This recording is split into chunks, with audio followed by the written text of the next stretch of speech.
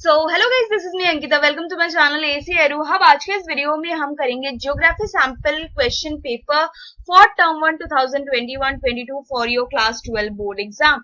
सो ये वाला जो क्वेश्चन पेपर है सीबीएसई ने अपने ऑफिशियल वेबसाइट पे अपलोड किया है कुछ दिन पहले, और ज्योग्राफी के अलावा और भी काफी सारे सब्जेक्ट्स है। सो मैं जितना हो सकता है लाइक हिस्ट्री, पॉलिटिकल साइंस, उनका भी अपलोड करूंगी ताकि आप लोगों को ये क्वेश्चन पेपर सॉल्व करने में और ज्यादा आसानी हो और ज्यादा समझ में आए।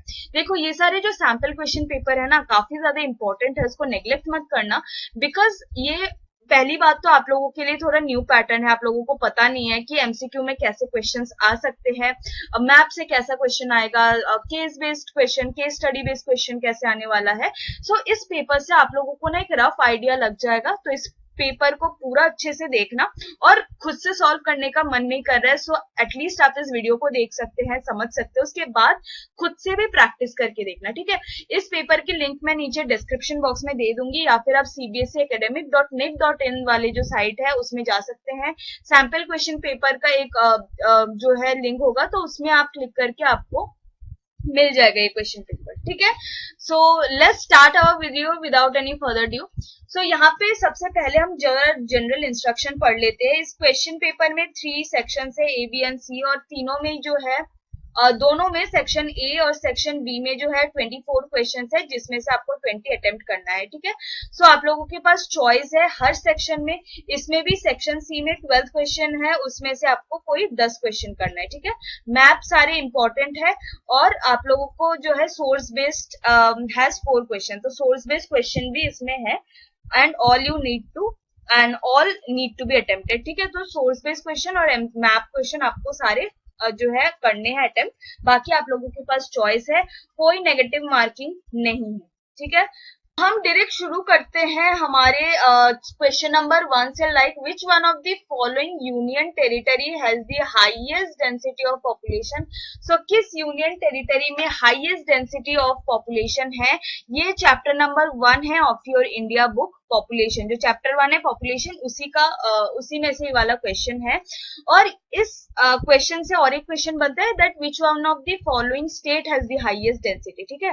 तो स्टेट और यूनियन टेरिटरी दोनों को आपको याद रखना है, और ये मैप के लिए भी इंपॉर्टेंट है, ठीक है। सो इसका आंसर क्या होगा, it is NCT of Delhi. So अगर हम ये देखें, यूनियन टेरिटरी देखें, तो उसमें से सबसे ज्यादा डेंसिटी किसका है, NCT, okay, NCT of Delhi. उसके बाद सेकंड क्वेश्चन की तरफ चलते हैं हम, that arrange the following approaches in a sequential order according to their development. So according to their development means ये कौन से चैप्टर में से है, chapter 1 human geography of your world book.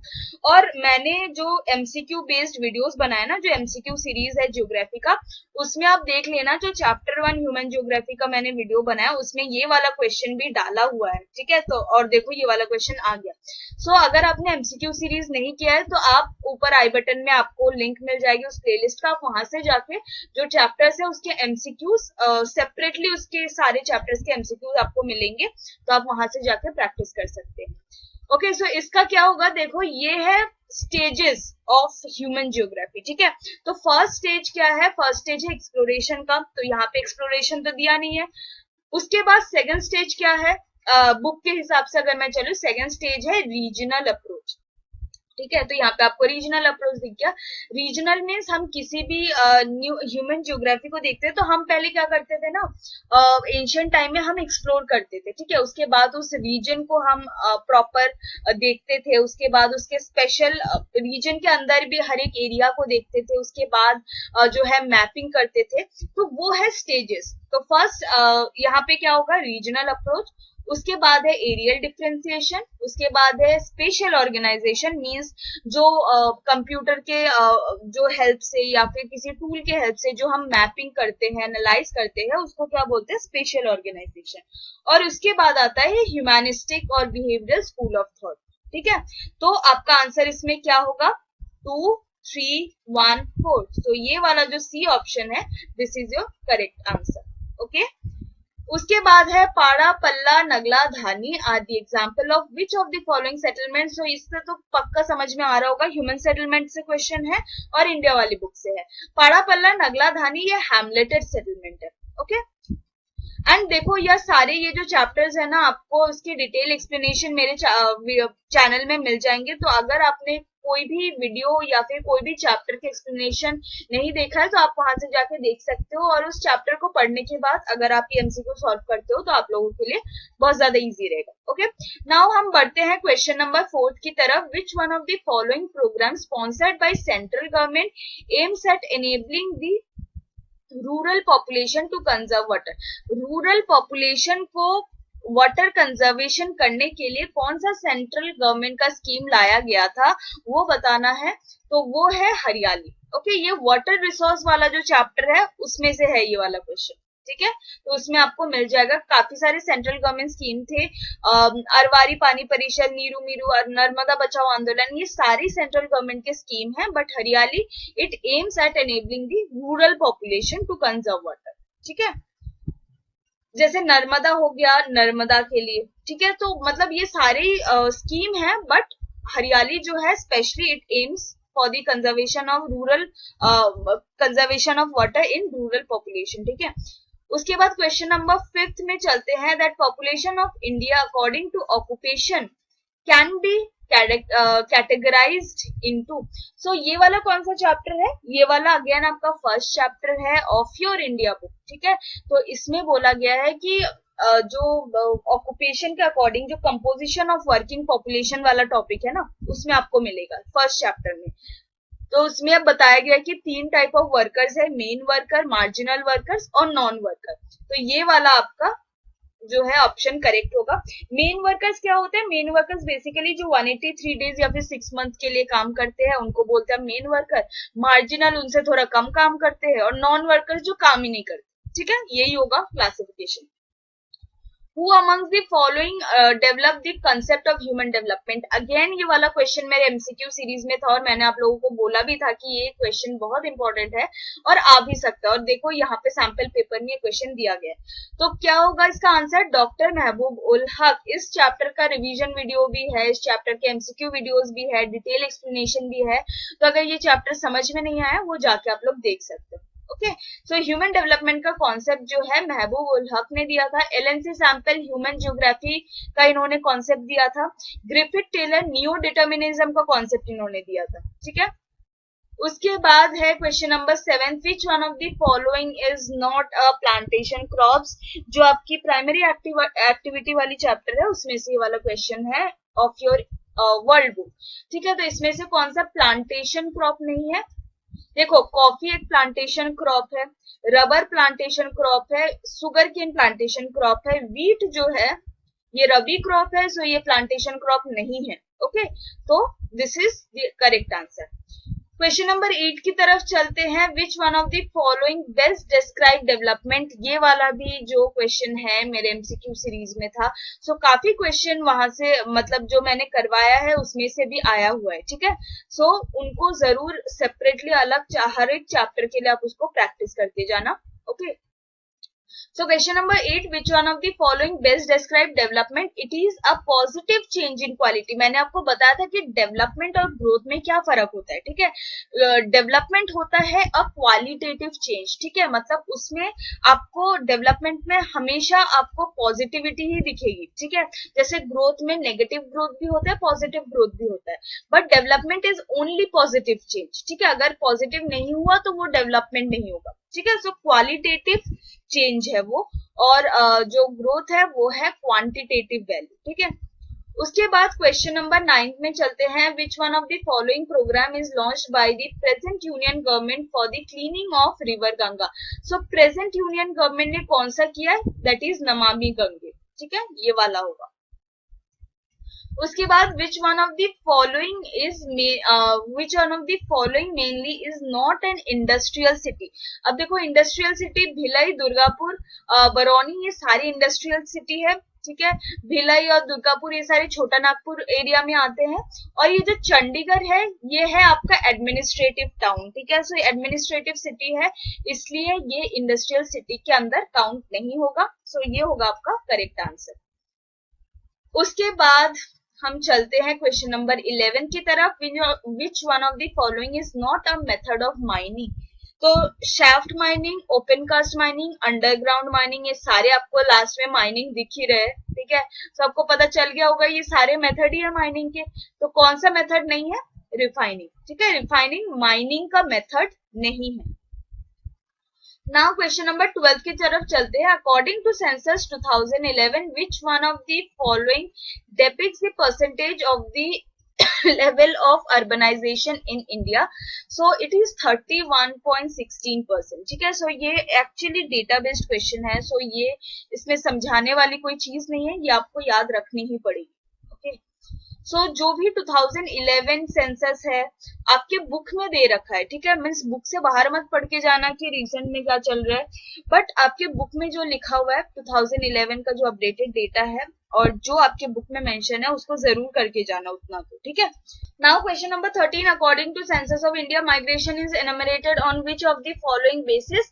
तो दो बेसिस के ऊपर जो है माइग्रेशन को एनुमरेट किया जाता है, वो है place of origin as well as place of residence, ठीक है। So place of origin and place of residence, इसके ऊपर मैंने एक जो है रिवीजन वीडियो बनाया था जहां पे मैंने आपको ये अच्छे से समझाया था माइंड मैप के थ्रू कि क्या क्या चेंजेस आए हैं टाइम के अकॉर्डिंग माइग्रेशन के एनुमरेशन में, ठीक है। तो place of origin as well as place of residence, कहाँ पे आप रह रहे हो और कहाँ पे आप जन्मे हो, इन दोनों चीज को देखा जाता है माइग्रेशन को कंसिडर करने के लिए। उसके बाद हम चलते हैं क्वेश्चन नंबर 14 में। Through which of the following functional relationship establish between rural and urban areas? तो यहाँ पे बताना है रूरल और अर्बन एरियाज में फंक्शनल रिलेशनशिप कैसे एस्टैब्लिश किया जाता है। अब देखो फंक्शनल रिलेशनशिप में आपको ये बेसिकली बताना होता है कि जैसे फंक्शनल रिलेशनशिप में एक जो है डिपेंडेंट होता है किसी इंडिपेंडेंट के ऊपर, ठीक है। मतलब एक फैक्टर जो इंडिपेंडेंट है, ठीक है, उसके ऊपर कोई डिपेंडेंट है, ठीक है। तो इसमें एक फैक्टर जो है डिपेंडेंट होता है और एक फैक्टर इंडिपेंडेंट होता है, ठीक है। तो उसको हम बोलते हैं फंक्शनल रिलेशनशिप। मतलब यहाँ पे आपको दिखाना है कि रूरल एरिया जो है अर्बन के ऊपर डिपेंडेंट है या फिर अर्बन एरिया रूरल के ऊपर डिपेंडेंट है, ठीक है। तो इसी को हम फंक्शनल रिलेशनशिप कहते हैं।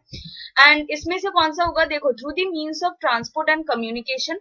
सो ये कोई ज्यादा सेंस नहीं बनाता फंक्शनल रिलेशन के साथ।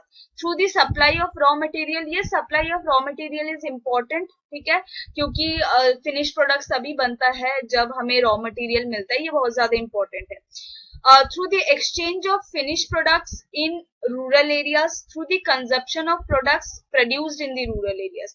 सो ये वाला ऑप्शन नहीं है because consumption of products produced in rural areas, तो रूरल एरियाज में तो प्रोडक्ट जो है बनते नहीं है, प्रोड्यूस नहीं होते, बड़े बड़े फैक्ट्रीज में बनते हैं जो शहरों में, टाउन्स में, सिटीज में होते हैं, ठीक है। सो ये वाला ऑप्शन नहीं होगा। सी जो है through the exchange of finish products in rural areas, ये हो सकता है। देखो रूरल एरिया जो है एक मार्केट है अर्बन एरिया के लिए, क्योंकि वहां पे तो फैक्ट्री नहीं बनती या फिर फैक्ट्री में वहां पे प्रोडक्शन वगैरह नहीं होता है वहां से, तो वहां से जो है रॉ मटेरियल हम लेके जाते हैं टाउन्स में जहाँ पे फैक्ट्रीज लगी होती है, वहां पे प्रोडक्शन होता है और वो फिर कौन लेता है? रूरल एरिया के लोग लेते हैं, अर्बन एरिया के पीपल लेते हैं, ठीक है। तो जो सी ऑप्शन है ये आपका करेक्ट आंसर होगा। Okay, now let's move on to our next question. Question number 15. Coffee plantation in Brazil are known as. So coffee plantation को ब्राजील में क्या कहते हैं? देखो, fazendas, ठीक है, ये वाला नाम याद रखना, fazendas, और इसको मतलब भूलना नहीं, ठीक है। Coffee plantation in Brazil are known as fazendas, okay. Because ये सारे फैक्ट है, आपको ये मतलब समझने वाला कोई चीज है नहीं इसमें। Who among the following is related to capability approach? Capability approach की बात किसने की थी? प्रोफेसर अमर्त्य सेन, ठीक है। कैपेबिलिटी इज बेसिकली वही होता है कि आपके पास कैपेबिलिटी है टू एक्सेस द रिसोर्सेज, ठीक है, जिसमें आपको ज्यादा फ्रीडम मिली होगी, ज्यादा चॉइसेस मिले होंगे, कैपेबिलिटी बढ़ेगी आपकी। तो ये प्रोफेसर अमर्त्य सेन ने बोला था, जो आपके ह्यूमन डेवलपमेंट वाले चैप्टर में है, chapter number 4। Which of the following areas of our country are deficient in rainfall and are drought prone? कहाँ पे ड्रॉट होने के चांसेस है? तो आप खुद ही बताओ। नॉर्थ ईस्ट स्टेट्स में ड्रॉट आपने ज्यादा सुना नहीं होगा। Deccan plateau, gangetic plain, Brahmaputra valley. So ये सारे जो है कौन से एरियाज है, gangetic plain, Brahmaputra valley, north eastern states, ये सारे जहाँ पे एलुवियल सॉइल मिलता है, ठीक है। और नॉर्थ ईस्टर्न में हिली एरियाज जो है, फॉरेस्ट है वहां पे, तो वहां पे वही सॉइल मिलता है। बट जो डेक्कन प्लेटू है इसमें ज्यादातर जो है ड्रॉट होने के चांसेस होते हैं और रेनफॉल यहाँ पे कम होता है, इसलिए ये जो है आपका करेक्ट ऑप्शन होगा, that is Deccan plateau. Okay, now question number 18, which of the following colonial power had monopoly over sugar cane plantation in Indonesia. जो प्राइमरी एक्टिविटी वाला चैप्टर है इंडिया वाली वर्ल्ड वाली बुक में, उसमें ये मिल जाएगा आपको, ठीक है। इट इज डच, ठीक है। डच ईस्ट इंडिया कंपनी आपने सुना होगा, तो उन्हीं की मोनोपोली थी पहले। Okay, now question number 19, which of the following is a good example of fort town. Fort Jaipur, of course Rajasthan का नाम सुनते ही हमारे दिमाग में वही आता है ना, महल, किले, ये सब आता है। बनारस, मथुरा, ये सारे रिलीजियस टाउन है जहाँ पे हम वर्शिप करने जाते हैं, हम बनारस जाते हैं, ठीक है, मथुरा जाते हैं, वृंदावन है, रामेश्वरम है, सो ये सारे रिलीजियस साइट्स है। बट जयपुर जो है ये है फोर्ट टाउन, ठीक है। Now question number 20, which of the following concept is related to naturalization of human? Chapter 1 again human geography, तो ये क्या है naturalization of human? It is environmental determinism, ठीक है। तीनों चीज पढ़ा था, एनवायरमेंटल डिटर्मिनिज्म, पॉसिबिलिज्म और नियो डिटर्मिनिज्म। उसमें से नेचुरलाइजेशन ऑफ ह्यूमन कौन सा है, environmental determinism. Now question number 21, which of the following is the main feature of rural settlement?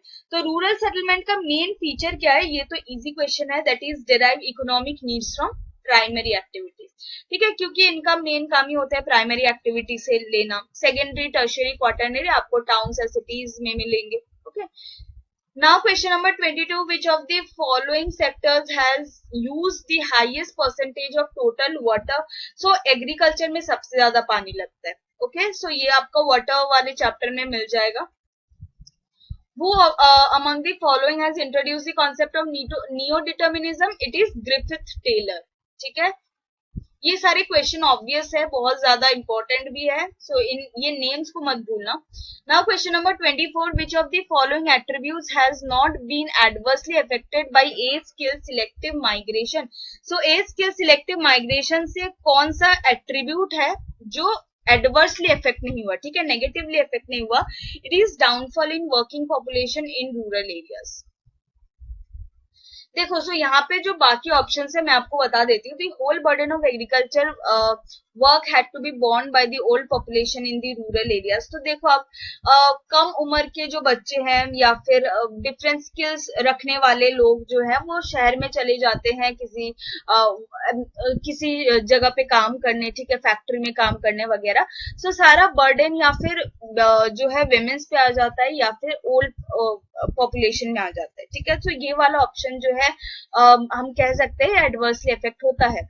Only old people and women are left behind, जो मैंने आपको बोला, ठीक है, ओल्ड पीपल और वेमेन लेफ्ट बिहाइंड हो जाते हैं, तो इसलिए इनको जो है ये एडवर्सली इफेक्ट होते हैं, वेमेन, चिल्ड्रन, ओल्ड पीपल, ठीक है। एज सेक्स कंपोजिशन भी चेंज हो जाता है, तो सबसे करेक्ट ऑप्शन आपका कौन सा होगा, this A downfall in working population, this is your correct answer, ठीक है।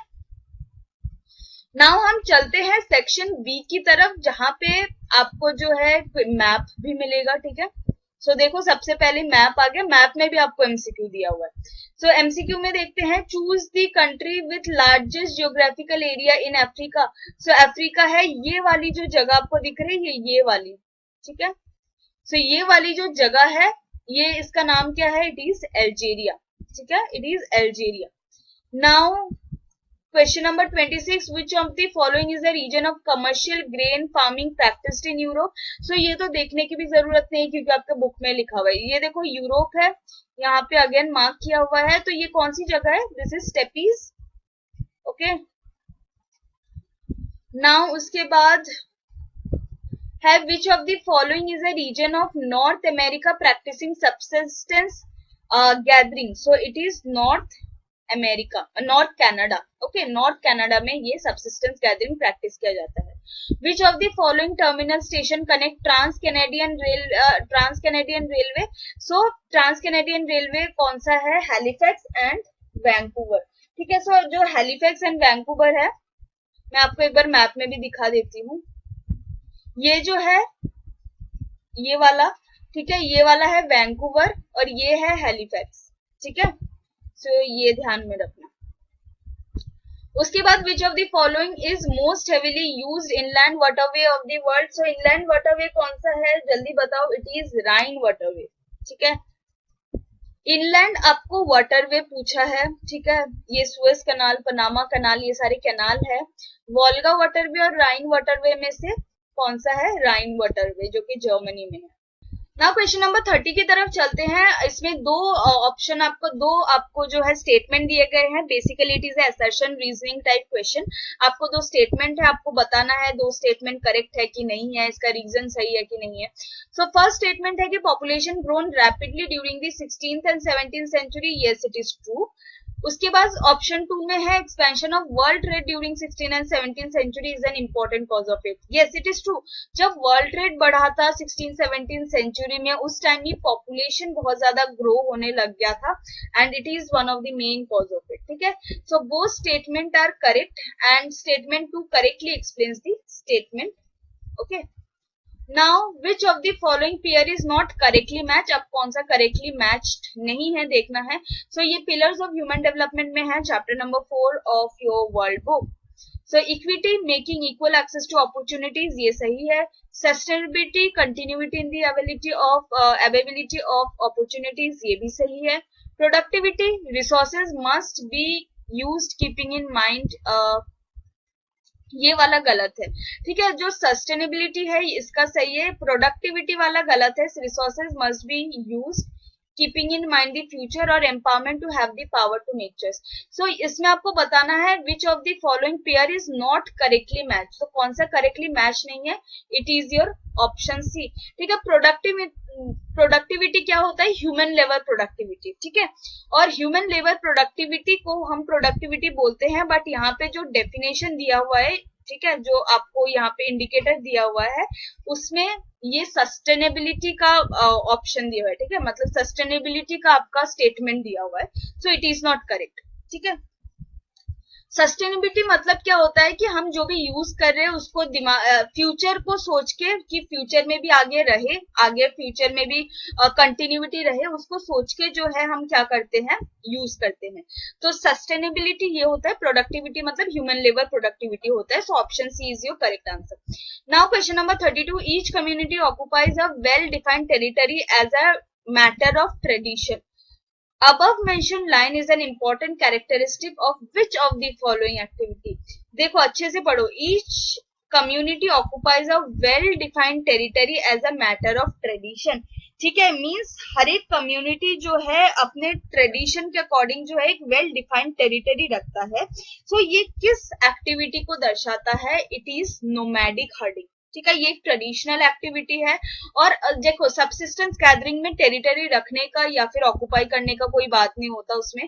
प्लांटेशन एग्रीकल्चर में भी एज सच नहीं है एंड कलेक्टिव फार्मिंग इसमें नहीं है। बट नोमैडिक हर्डिंग में कलेक्टिव एक ये टेरिटरी अपना ऑक्युपाई करते हैं, ठीक है। और उसमें जो है अपने जो शिप गोड जो भी है, जो भी वो रियर करते हैं, हार्डिंग करते हैं, सो वो रखते हैं, ठीक है। सो नोमैडिक हार्डिंग ये भी अगेन आपका चैप्टर नंबर 5 से है। उसके बाद which of the following statement is not true regarding the smart city mission. So कौन सा ट्रू नहीं है। सबसे नीचे आपको ये ऑप्शन सबसे पहले दिख रहा होगा, बिकॉज इंक्रीज इन अनएम्प्लॉयमेंट ये हो ही नहीं सकता स्मार्ट सिटी का मिशन, ठीक है। अगर स्मार्ट सिटी बन रहा है तो सबसे पहला यही एम होगा उनका कि एम्प्लॉयमेंट बढ़े, ठीक है। सो ये आपका करेक्ट ऑप्शन होगा।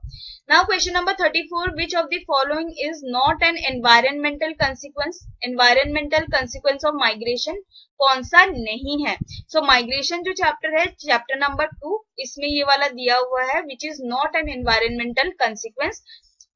देखो unplanned growth and urban settlement ये जो है एनवायरमेंटल के अंदर ही हम लेते हैं। डिप्लीशन ऑफ ग्राउंड वाटर ये भी एनवायरनमेंट से रिलेटेड है, वाटर से रिलेटेड है। नेचुरल रिसोर्स भी इससे एनवायरनमेंट से रिलेटेड है। सो आपका करेक्ट ऑप्शन कौन सा होगा, mixing of diverse culture.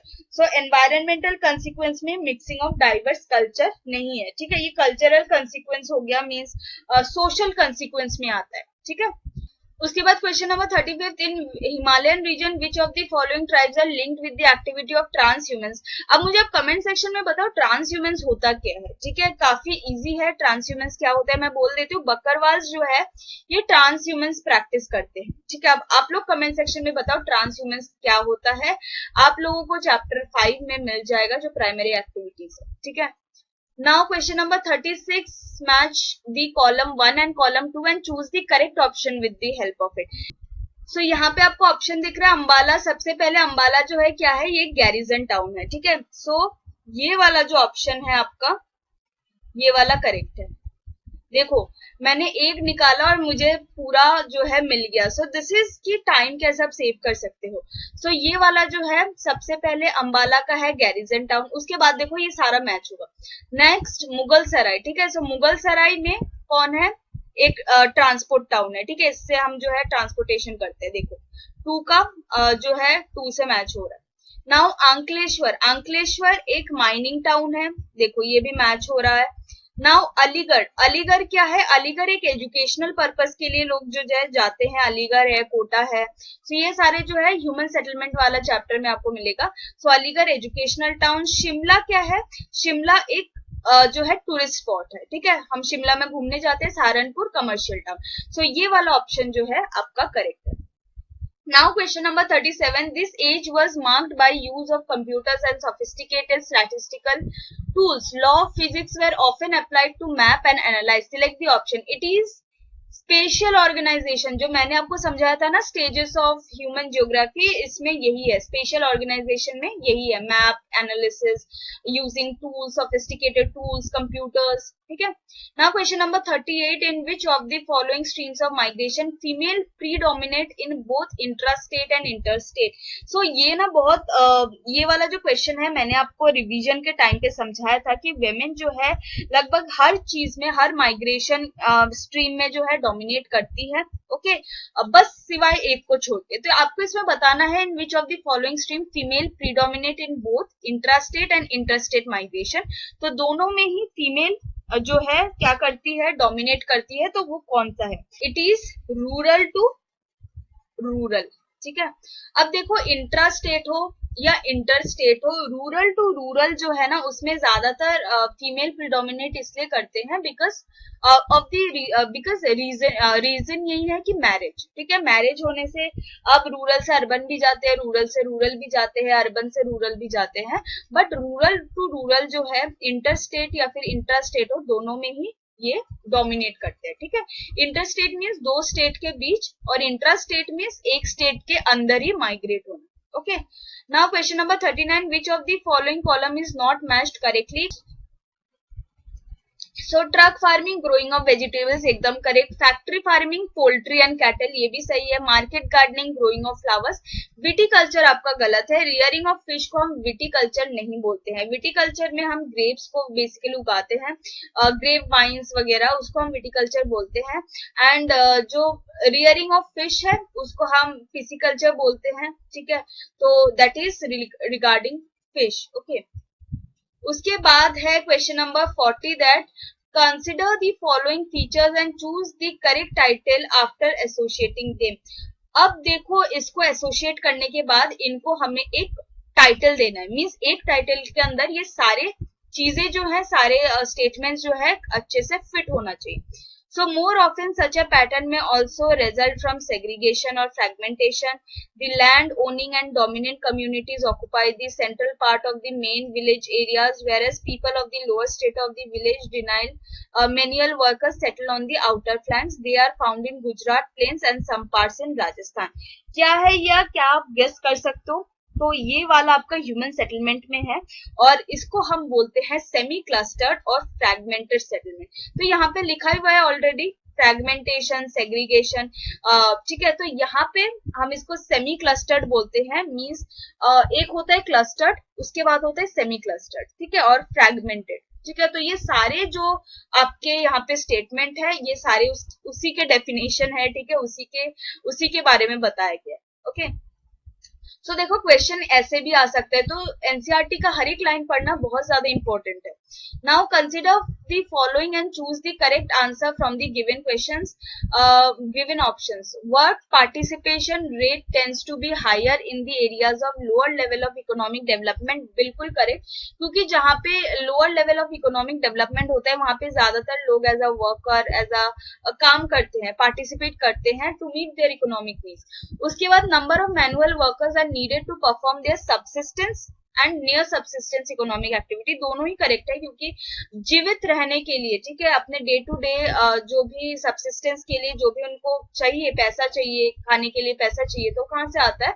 Work. यही वर्कर, एज अ वर्कर वो काम करते हैं, लेबर एज अ काम करते हैं जहाँ पे लो इकोनॉमिक डेवलपमेंट होता है. ठीक है, so both the statement are correct and statement 2 is the correct explanation. So ये वाला ऑप्शन आपका करेक्ट है. Now question number 42, consider the following statement and choose the correct option for the same. Grape cultivation is the specialty of the Mediterranean agriculture. Yes. Wines are produced from high quality grapes and the inferior grapes are dried into raisins and currants. Yes, both 1 and 2 are correct. ठीक है, so ये वाला दोनों ही option आपका correct है. Now question number 43, match the following है. So river Yamuna कहाँ पे जाता है आप लोगों का, यहाँ पे आप देख सकते हो, दिल्ली और इटावा. ठीक है, यमुना नदी कहाँ पे है? दिल्ली में है. उसके बाद गंगा कानपुर और वाराणसी. तो देखो हमें 2 अभी मिल गया ना, अब अभी मिल जाएगा. देखो यमुना कहाँ पे है? दिल्ली में. सो 1 का क्या होगा? 6. ठीक है, अब यहाँ पे 2 ऑप्शन है, एक है सी, एक है ए. अब आपको कौन सा करना है? अब देखो गंगा को हम मिलाते हैं कानपुर से, तो 5 का क्या हो गया? 2. ठीक है, ये वाला. सो आपका जो ऑप्शन ए है ये करेक्ट है. देखो दिस इज द ट्रिक, क्योंकि आपको सारा आता है, मुझे भी पता है, बट ये वाला ट्रिक होता है आसानी से सॉल्व करने का. ठीक है, इसके बाद हम मैच करते हैं. देखो यमुना दिल्ली से हो गया. उसके बाद काली जो है कहाँ पे है? मुजफ्फरनगर. उसके बाद थर्ड है गोमती. सो गोमती कहाँ पे है? हमारा लखनऊ. साबरमती आपको पता ही है कहाँ पे है, इट इज इन अहमदाबाद. उसके बाद गंगा हमने बता दिया, कानपुर वाराणसी. मूशी कहाँ पे है? That is in Hyderabad. Okay, उसके बाद question number 44, in the year 2015 a policy was formulated for the adolescents to give them proper guidance. ये वाला क्या है? National youth policy. It is in chapter 1 of your India book. Now again यहाँ पे जो है मैच द फॉलोइंग है. So which of the following, now question number 45, which of the following pairs is not matched correctly? So कौन सा pair match नहीं हुआ है करेक्टली? एक तो Prayagraj Allahabad on religious and cultural basis, ठीक है. Lucknow basis of remnants of ancient cities. Kolkata on cultural basis, नहीं, वो बेसिस ऑफ डेवलपमेंट जो है कोलकाता का, वो कल्चरल बेसिस नहीं है. ठीक है, एंड ये बिकॉज यहाँ पे हल्दिया है, ठीक है, जो ट्रांसपोर्टेशन के लिए, कमर्शियल उसके लिए काम आता है. ठीक है, इंडस्ट्रियल साइट्स भी है. सो कोलकाता का जो डेवलपमेंट बेसिस है वो कल्चरल नहीं है. So it is your correct answer, C option.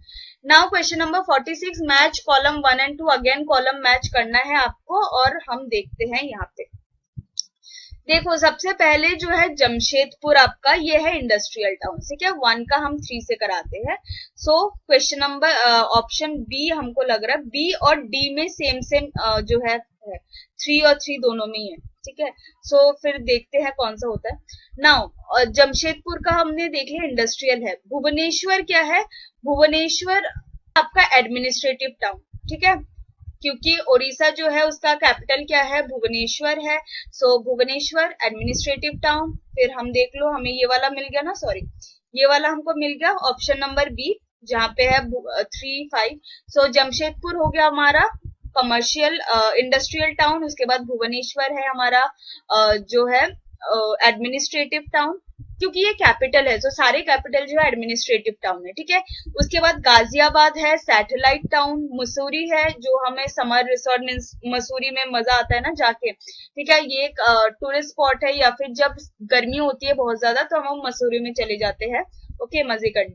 Now Goa जो हो गया वो आपका है कमर्शियल पोर्ट. ठीक है, गोवा, मालमागांव, ये सारे जो जगह है वो हो गया. So option B is your correct answer. Now question number 47, consider and evaluate the following statement, then choose the correct option. Many species, many species now become extinct or endangered due to illegal hunting. Yes, it is correct. The early hunters used primitive tools made of stones, twigs or arrows so that animals killed were limited. So ये वाला जो दोनों statement है ये दोनों ही correct है, ठीक है. सो दोनों ही both statement 1 and 2 are correct. तो यहाँ पे देखो जो यहाँ पे अर्ली हंटर्स होते थे वो इलीगल हंटिंग नहीं करते थे बल्कि वो अपने सबसिस्टेंस के लिए करते थे, ठीक है. और वो जो टूल यूज करते थे stone twigs, yes it is correct. So both statement 1 and 2 क्या होगा आपका करेक्ट, ठीक है. Now question number 48, make the correct pair. So early colonial period में क्या होता है, एक्सप्लोरेशन एंड डिस्क्रिप्शन. तो ये ह्यूमन ज्योग्राफी वाला चैप्टर में से है, ठीक है. सो अर्ली कॉलोनियल पीरियड में एक्सप्लोरेशन हुआ था. उसके बाद लेट 1950s एंड 60s में क्या हुआ था, स्पेशल ऑर्गेनाइजेशन, ठीक है. Later colonial period means early colonial period में एक्सप्लोरेशन हुआ था, फिर लेटर कॉलोनियल पीरियड में रीजनल एनालिसिस हुआ था. ओके, सो 1 के साथ क्या होगा आपका ए, उसके बाद 3 के साथ क्या होगा बी. नाउ 2 जो है लेटर 1950s एंड 60s वो है स्पेशल ऑर्गेनाइजेशन. इस टाइम में स्पेशल ऑर्गेनाइजेशन हुआ था. और 1930s through the interval period यहाँ पे हुआ था एरियल डिफरेंशिएशन. सो इसका क्या होगा ए डी बी सी, ठीक है. ये वाला option A D B and C, this is your correct option. Now question number 49 जो है ये सोर्स बेस्ड क्वेश्चन है. सो यहाँ पे जल क्रांति अभियान के बारे में बोला गया है. सो ये वाला जो पैराग्राफ है ये आप अच्छे से एक बार पढ़ लो क्योंकि मैंने ऑलरेडी पढ़ लिया है. आप लोग पढ़ के अच्छे से समझो. ये जल क्रांति अभियान के बारे में बोला गया है जो गवर्नमेंट ऑफ इंडिया ने 2015-16 में लॉन्च किया था ताकि वाटर सिक्योरिटी को बेसिकली एम करते हुए उन्होंने किया था कि जो कंट्री में पर कैपिटा वाटर अवेलेबिलिटी है उसको बढ़ाने के लिए, ठीक है. जिसमें कि एनजीओज वगैरह सिटीजन्स और बेसिक जो लोकल बॉडीज है वो भी इसके साथ जुड़ पाए और काम कर पाए. सो यहाँ पे इससे रिगार्डिंग जो है यहाँ पे आप लोगों को क्वेश्चन दिया गया है जो आपको बताना है, ठीक है. सो क्वेश्चन नंबर 49 का ए देखते हैं. क्वेश्चन नंबर 49 देखते हैं. Present day world is experiencing acute water paucity due to. क्यों वाटर पॉसिटी है तो आपको इस पैराग्राफ में थोड़ा सा आइडिया मिल जाएगा that due to the climate change, ठीक है, वाटर की पॉसिटी बढ़ रही है. ओके, बिकॉज यहाँ पे अगर आप देख लो मैं आपको दिखा देती हूँ. यहाँ पे देख लो climate change at the global scale will create water stress conditions, ठीक है. मिल गया ना. तो ये सारे आप लोगों को पैराग्राफ में मिल जाएगा. Which of the following is not a characteristic of the feature of model command area in India. So ये क्या होगा, not concern with food security and livelihood. So यहाँ पे है ना not concern with food security and livelihood. So it is not a characteristic. Okay, now the objective of Jal Kranti अभियान. अभी मैंने आपको बोला जल क्रांति अभियान का क्या जो है मेन एम था.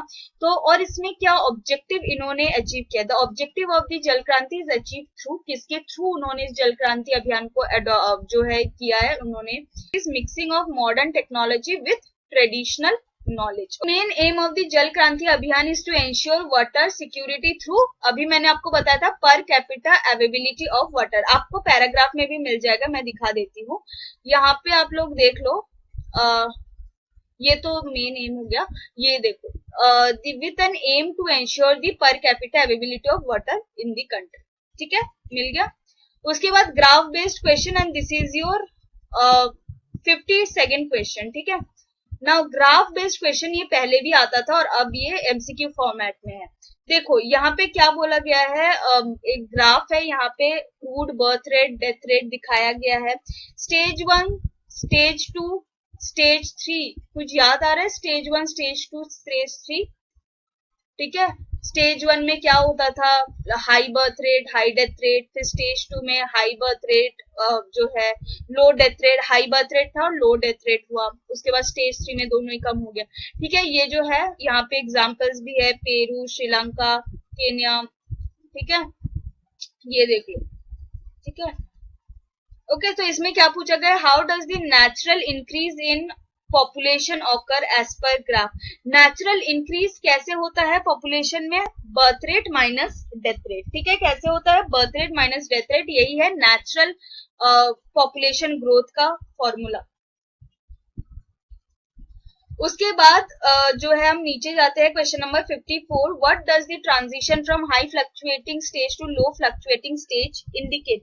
ये क्या इंडिकेट करता है? Shift from rural agrarian economy to urban economy. ठीक है, रूरल इकोनॉमी से जब हम अर्बन इकोनॉमी गए थे, ठीक है, तभी हमें जो है हाई फ्लक्चुएटिंग स्टेज से हम लो फ्लक्चुएटिंग स्टेज में गए थे। From the given graph what condition can you infer? तो यहाँ पे आप देख लो, पहले ये ग्राफ आप देख लो, ये देखो हाई फ्लक्चुएटिंग, ठीक है, और यहाँ पे है लो फ्लक्चुएटिंग। तो जब हम एग्रेरियन से अर्बन की तरफ गए थे, जो आपके बुक में लिखा हुआ है, सो बुक पढ़ना भी इंपॉर्टेंट है, ओके, वहां से ये आप कर सकते हो अच्छे से। Now question number 55, from the given graph what condition can you infer about the developing countries? Developing countries में क्या होता है? उसमें high birth rate and low death rate होता है। ठीक है, तो ये वाला ऑप्शन आपका करेक्ट होगा, क्योंकि अब डेवलपिंग कंट्री देख लो, इंडिया में ही देख लो, बर्थ रेट हाई है, डेथ रेट कम है, क्योंकि यहाँ पे मेडिकल फैसिलिटीज वगैरह है, लोगों को नॉलेज है, ओके, सो इसलिए। In which stage of development demographic transition population explosion took place? Population explosion किस stage में हुआ था? It is in the stage 2. ठीक है, stage 2। अगेन मैं आपको एक बार दिखा देती हूँ, ये देखो, this is stage 2, expanding population explosion यहीं पे हुआ था। ठीक है, स्टेज 2 और स्टेज 3 में जो है लो फ्लक्चुएशन हुआ था। ये वाला क्वेश्चन जो है अब विजुअली इम्पेयर्ड के लिए 53 टू 56, जो ग्राफ वगैरह नहीं कर सकते उनके लिए, तो ये वाला भी हम थोड़ा डिस्कस कर लेते हैं। Why are fertility and mortality rates are high in the first stage of demographic transition? Because यहाँ पे जो है people reproduce more to compensate for the death, ये वाला होगा। ठीक है, ये आपके बुक में क्लियरली लिखा हुआ है। What led to decline in mortality rate in the second stage? Because of the improved sanitation and health condition. Question number 55, why does fertility rate show a declining trend in the third stage? Because the population become urbanized and has technical know-how. Okay, now question number 56, जो है which stage of the demographic transition population explosion took place in the stage 2? ठीक है, sorry, in the stage 2. Okay, now data based question यहाँ पे कुछ है, ये देखो डेटा आपके सामने है, इसके अकॉर्डिंग आपको आंसर करना है। Now which year has been a negative population growth in India? Negative population growth किस ईयर में हुआ है? एक ही ईयर है, ये वाला देखो, ठीक है, ये कौन सा ईयर है? 1921। ठीक है, जो है पॉपुलेशन ग्रोथ में इसमें कमी आई है, ये देखो पॉपुलेशन परसेंटेज ऑफ ग्रोथ जिसमें कमी आई है, तो ये क्या होगा आपका 1921, सॉरी, ये होगा आपका 1921।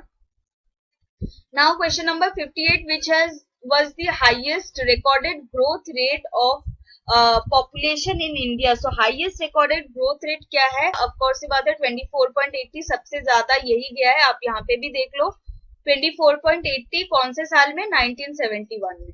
ठीक है, now question number 59, which year has recorded the highest growth of population in India in terms of absolute numbers? highest growth कब दिखा है हमें, देख लेते हैं। अगर हम यहाँ पे देखें highest growth in absolute number, तो हमें दिख रहा है this, है ना, ये वाला, सॉरी, ये वाला जो है एब्सोल्यूट नंबर में हाईएस्ट ग्रोथ यहीं पे है। ठीक है, इससे ज्यादा नहीं है, आप लोग देख सकते हो। सो 2001 में ये हुआ था, सो कौन सा आपका करेक्ट ऑप्शन होगा? 2001। Now question number 60 and the last question of this paper, how much population increase has been registered between the census of 1911 to census year 2011? अब देखो हाउ मच पॉपुलेशन इंक्रीज, तो ये तो हमें डेटा में देख के ही पता चल सकता है ना, तो डेटा देखते हैं हम एक बार। अगर आप 1911 में ये टोटल पॉपुलेशन देखोगे और 2011 में ये टोटल पॉपुलेशन देखोगे और फिर निकालोगे कि कितना बड़ा है, तो आपको मिलेगा ये वाला नंबर, दैट इज 97 करोड़ 1,79,795। सो ये वाला होगा आपका करेक्ट ऑप्शन। ठीक है। So with this I hope आप लोगों को ये चीजें जो है समझ में आई होगी। कोई भी डाउट है so you can write me down in the comment section. और ये वीडियो अगर पसंद आया, समझ में आया, so please do give it a thumbs up और इस चैनल को सब्सक्राइब करना ना भूले। अगर आप लोगों को ये पेपर समझ में आया है, अच्छा लगा है, so please give it a thumbs up and please do subscribe this channel also. हम मिलते हैं अगले वीडियो में। Till then thanks for watching.